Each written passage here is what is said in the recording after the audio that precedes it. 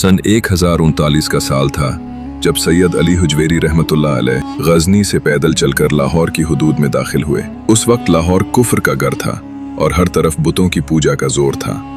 आप जैसे ही शहर पहुंचे, एक ताकतवर पुजारी ने रास्ता रोक कर ललकारा, ए मुसाफिर, पीछे हट जा, यहाँ सिर्फ हमारे बुतों का हुक्म चलता है। तो किसके भरोसे पर यहाँ आया है? हजरत अली हुजवेरी रहमतुल्लाह अलैह के चेहरे पर जलाले विलायत नमूदार हुआ। आपने अपना असा जमीन पर मारा और गरजदार आवाज में फरमाया, मैं उस रब के भरोसे पर आया हूँ जिसके कब्जे में पूरी कायनात है, और आज से यहाँ सिर्फ उसी का नाम गूंजेगा। अभी ये कलिमात मुकम्मल ही हुए थे कि जमीन लरजने लगी।